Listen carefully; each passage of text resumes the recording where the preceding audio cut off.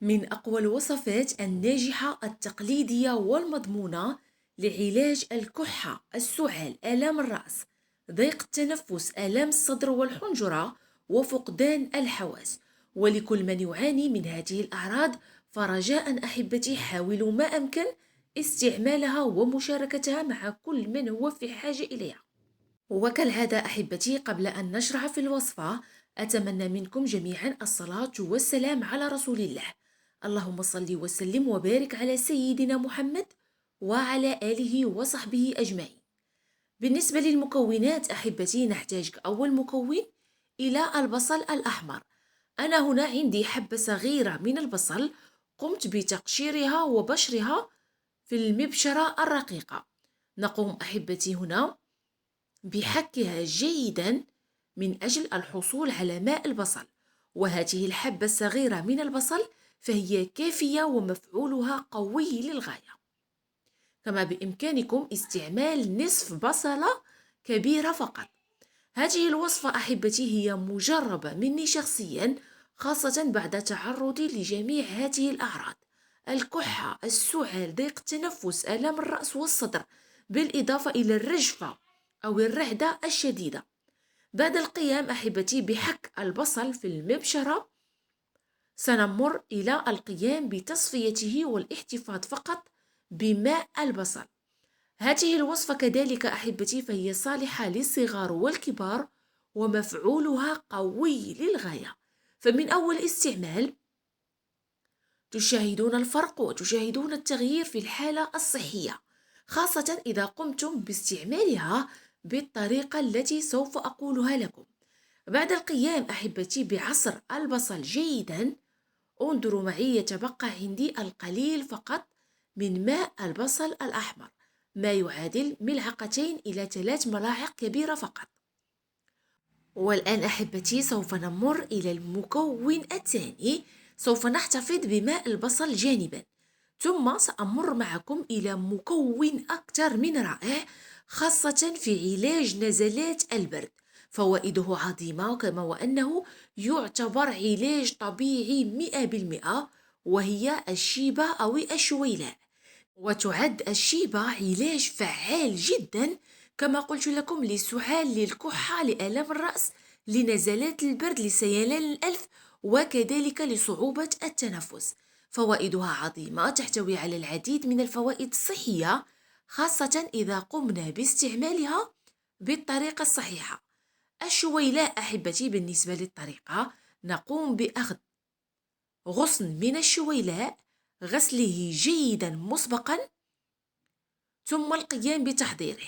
بالنسبة لهذه الوصفة أحبتي، فأحسن طريقة تقومون بتحضير الشيبة أو الشويلاء مسبقا، وتحضير البصل في الأخير من أجل أن لا يتأكسد لكم. هنا أحبتي سوف أقوم بغسل الشويلاء جيدا بالماء البارد، ثم سوف أمر إلى القيام بتحضيرها عن طريق نقعها في الماء الساخن، وهذه هي الطريقة الصحيحة. فالشويلاء أحبتي لا تطبخ نهائيا، فقط تقومون بوضعها في كأس من الماء الساخن وتركها من ساعة إلى ساعتين. وهذه الوصفة بالذات أحبتي فقد قمت باستعمالها بعد تعرضي لهذا الفيروس، وكانت من أروع الوصفات المميزة الناجحة والمضمونة. هنا أحبتي سأقوم بإضافة الماء الساخن، ثم القيام بوضع غطاء من أجل الاحتفاظ بجميع المنافع. وقد سبق لي أحبتي أن قمت بتحضير الوصفة مسبقا، أنا هنا فقط أريكم الطريقة. بينما بالنسبة للشويلاء أو الشيبة فتقومون بتحضيرها مسبقا ساعتين قبل القيام ببشر البصل، وذلك من أجل نجاح الوصفة والاحتفاظ بجميع منافع ماء البصل الصحية. كذلك أحبتي بالنسبة لهذه الوصفة فيستحسن المداومة عليها على الأقل 7 أيام من أجل التخلص نهائيا من الفيروس المتواجد بالذات. انظروا معي أحبتي، بالنسبة للكأس الثاني سوف أحتفظ به جانبا، بينما بالنسبة للشيبة فأنا قمت بتحضيرها مسبقا ساعتين قبل القيام بحك البصل. انظروا معي إلى اللون. أقوم بإزالة الشويلاء والاحتفاظ بالماء فقط. اللون يتغير، المذاق يتغير، وصدقوني أنها من أروع الوصفات الناجحة جدا والصحية والمفيدة. انظروا معي إلى لون الشويلاء، فهو يصبح أصفر داكن.